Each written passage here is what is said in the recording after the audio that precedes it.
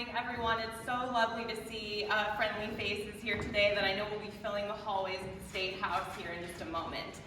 So as Luke said, my name is Quinn Perry, and this is my 14th legislative session in Idaho and my 9th for public schools.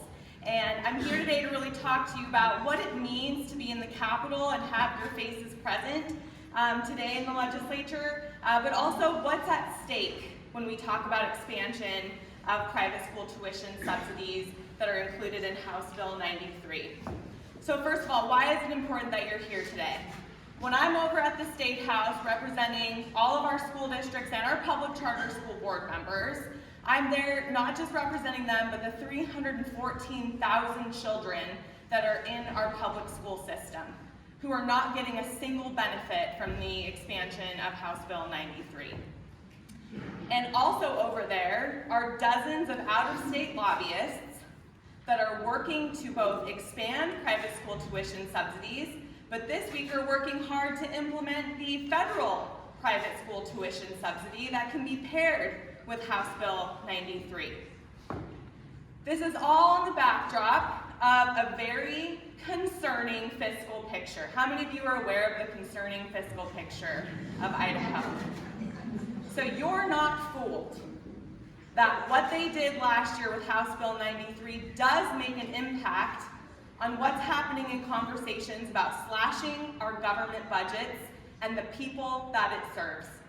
So, like Luke said, public education in Idaho is facing nearly $100 million in what they receive for special education funding to what they're actually spending. That means taxpayers are footing the bill for where our elected officials are not providing that support to our students with disabilities. $110 million is what that's projected to be this coming year. Higher education, facing significant cuts that are duplicative because they're also cutting things like career technical education. You see universities having to consolidate programs.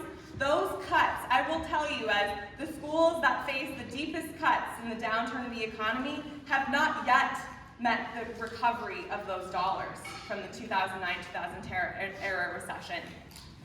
Children on Medicaid are being forced to lose services that were funded by Medicaid Expansion.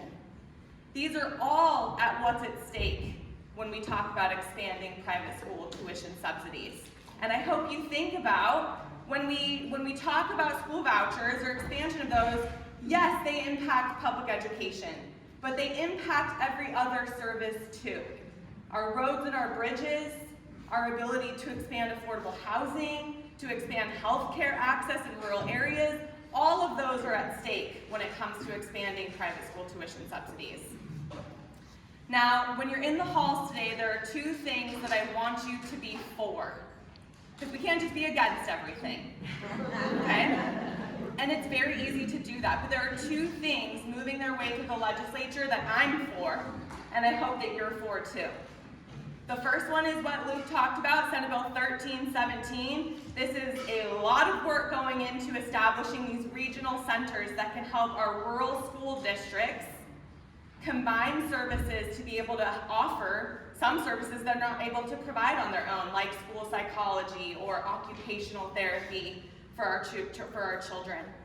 Or even things like a school nurse, school resource officers. Those are things that are very, very difficult to come by in rural communities that could be benefited by Senate Bill 1317, which is up at 3 o'clock today. Another bill I want to flag to your attention is Senate Bill 1288.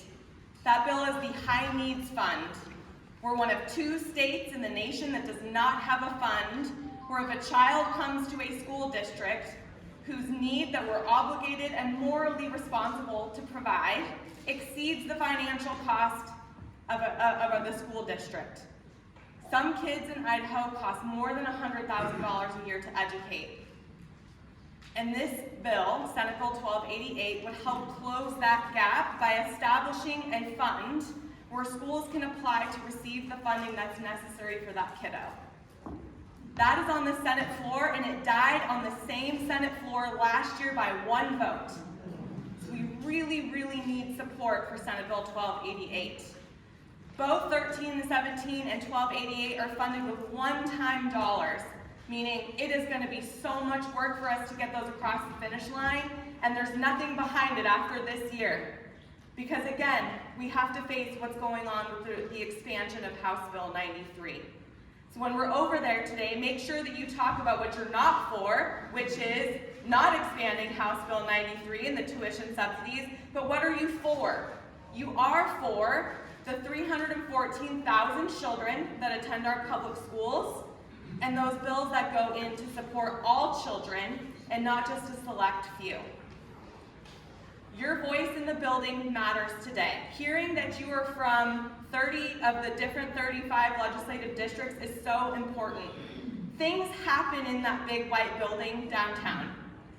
Voices get loud, and they're not necessarily the voices of their constituents back home that elect them. So when you're down there today, make sure that you're telling them that you're from their home. You're the one responsible for getting them there, so that you crowd out the voices of the powerful few and the rich and wealthy out-of-state individuals that are pressuring them to vote a certain way. Being in the building today is going to make a difference doing that. I thank you for being here. Your voice is so, so important. But I'm so excited to call up our next speaker. She is a former educator, school administrator, she's a school board member on a public charter school, and she's the former chair of House Education, my friend, Julie Yamamoto.